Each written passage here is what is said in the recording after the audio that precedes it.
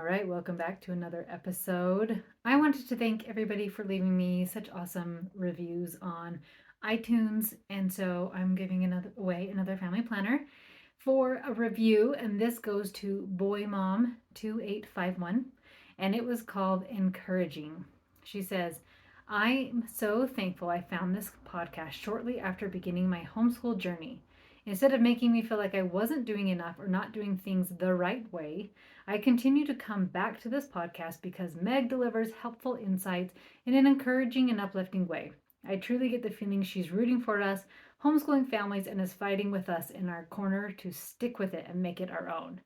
Thank you so much, Boy Mom 2851. Absolutely, I am rooting for you always, always, and always in your corner, helping you through it. So, thank you so much. Make sure you send me a message, whether Instagram, a DM, or my email, and send me your address, and I will ship you out your family planner. If you would like a chance to win a family planner, please make sure you go over to iTunes, called The Homeschool, and leave me a review. So, thanks so much. All right, let's talk about rebellion. Were any of you rebellious as a teenager? I sure as heck was. So I understand what it feels like to be a rebellious teen and all those types of things.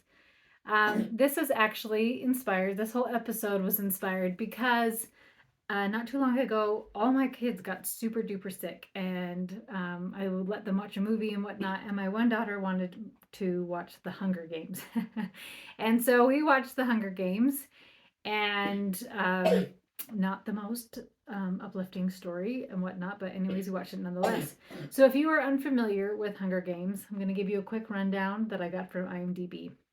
The nation of Panem is divided into 12 districts ruled by the capital.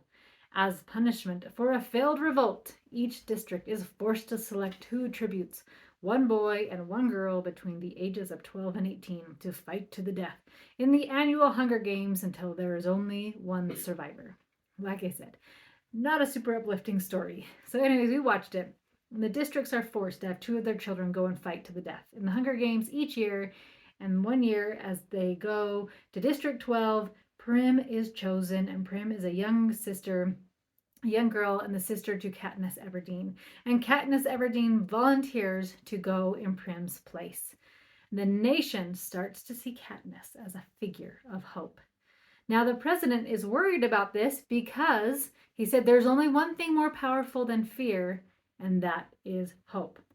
Spoiler alert, Katniss and she and Peeta win. And Peeta is the boy from her district, and she basically stands up to the Capitol and won't kill Peeta because they wanted her to kill him, or him to kill her. So there was only one survivor. They said they wouldn't do it. They were going to eat some poisonous berries together. And then the Capitol said, okay, you both can win. So she kind of showed up the Capitol by breaking their rules, essentially, to their games. So now people are starting to rebel because they are tired of being held down by the Capitol. What does the Capitol do? They try to force harder. They are meaner to the people. They enforce curfew rules. They start terrorizing the people. What do the people do? They rebel more and eventually, over several movies, overthrow the Capitol. So this made me think of parenting and homeschool and all those things.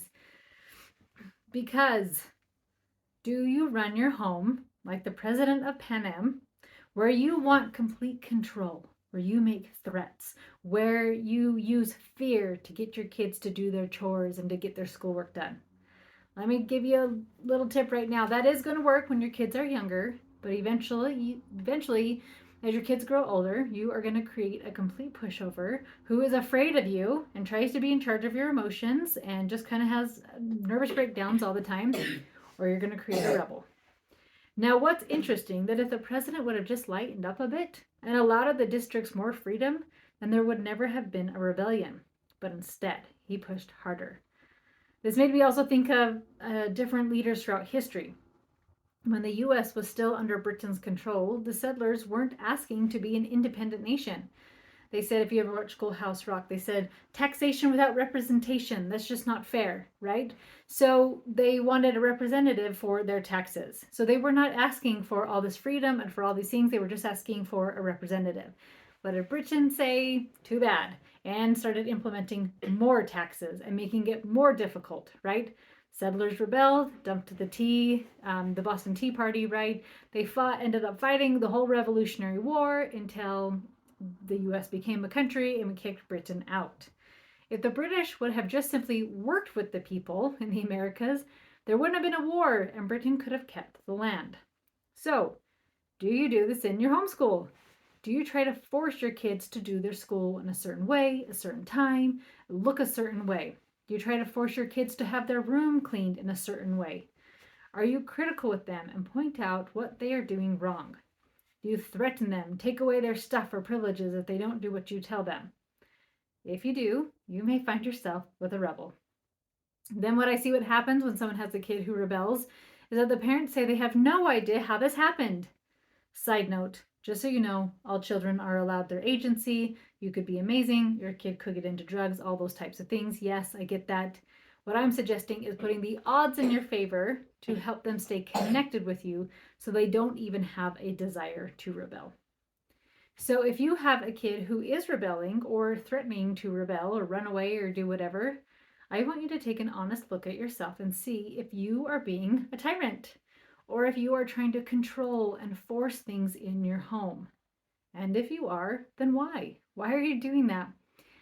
I'm guessing it's because there is a fear driving that. And so I want you to get really curious of what the fear is.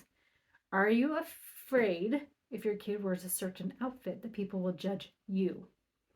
Are you afraid that your kid's not going to do anything with their life? They're just going to be a loser. They're not going to do anything cool with their life. They're just going to be a bum in my basement. Are you afraid they're a heathen? They'll pull away from religion. They'll pull away from church. They're going to go and do all these awful things. Are you afraid what other people will say and think? A lot of these things are a fear of that you're not a good enough parent and how it's going to look for you. I want you to remember that parenting is not a social issue. Stop letting what other people think and say dictate how you parent. I often joke that I was never meant to be controlled and that I'm a free spirit. And part of what makes my husband and I work so well together is that neither of us want to be controlled, so we don't try to control the other person. I did, however, very much so wanted to control my children. I wanted them to dress a certain way, have their hair done a certain way, make sure they talk a certain way, and clean a certain way, just to name a few. And as I have let go of trying to control them and work on connecting with them, it allows me to teach them. So this is what's interesting. When you get stuck in this force, this controlling, this like tyrannical mindset, it completely shuts down teaching, right? And so I'm not saying you have to go to the extreme, like, okay, if I'm not going to force them, I just let them do whatever they want, wear whatever they want, all those types of things. Absolutely not. There's always a middle ground, but that would be a completely different podcast episode, right? But as you are connected, it allows you to teach. And when you can teach them, you can guide them and mentor them and be there for them when they do make choices that maybe did not go the way they have planned. Probably just like you have done in your life. And hopefully you had somebody, maybe it wasn't your parents, maybe it was, but had somebody that said, I'll catch you if you fall, right? So I still would love to control. I do, honestly. Yes, I would. But I have to fight it all the time. And I have to fight it with thoughts that, like, I have thoughts like my way is the best. I know how to handle this, right? I totally have thoughts like that. Like, I totally would do this better. So I have thoughts ready. A big one for me is, does this really matter? I was thinking about this with my when one of my sons got sick. So he'd washed his clothes, all his clean clothes were on his bed, and then a brother came in and for some reason wanted to sleep in that brother's bed, so he threw all the clothes on the floor. So it was just this big mess of clothes. And my son wasn't feeling very well, and instead of like getting mad at him and like, I don't care if you're sick, your room's disgusting and this is so gross, instead of those things, does this really matter? And when I said, does this really matter today? It absolutely does not. And when my son got better, guess what? He went and put all his clothes away. Did it happen the day I was hoping it would happen? Nope. But did it eventually happen? Yes. So that's a thought I really like is, does this really matter? Another thought I like is, everything works out. Absolutely everything works out. It may not work out the way like you thought, or you were hoping that it would work out a certain way, but it will work out. And a lot of times we are trying to get to the same destination, but we're taking different paths and we start freaking out if our kids are on a different path, like, oh, no, no, no, we were supposed to take a car and you're taking a boat. It's like, it doesn't matter because everything works out. Your kid's going to get to the destination they're supposed to get to. So I know it's tempting to force your kids. I know that's so much. And you may even say it's from a noble cause why I'm trying to do this. If I force them to do this and show up in a certain way, then they're not going to have any heartache, they're not going to have any pain, they're not going to have these trials, they're not going to have these obstacles. Well, then they're going to have no growth. Without trials, without obstacles, without things like that, there is no growth.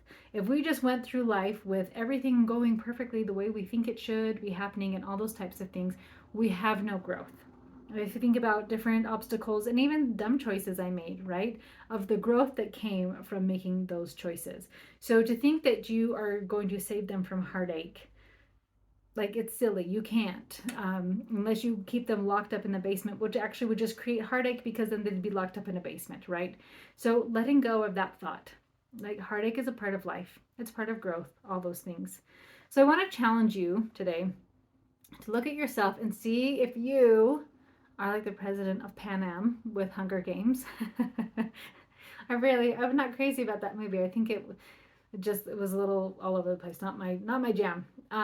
Or a ruler, a dictator, right, trying to force and control. I want you to really question why. Why are you trying to force and control? What are you trying to make it mean? Because it doesn't mean that you are a better parent if you try to force your children to look a certain way or do all those things. So often we are so worried about what other people think that we try to force our kids into a certain mold because then we feel like we will be accepted in society or whatever that looks like. Then we will look like we're doing a good job. But you get to decide what a good job is. So that's totally free. And whether or not somebody thinks you're doing a good job or not is totally on them. Because I have people who totally think I have done things wrong parenting. And I just think you might be right.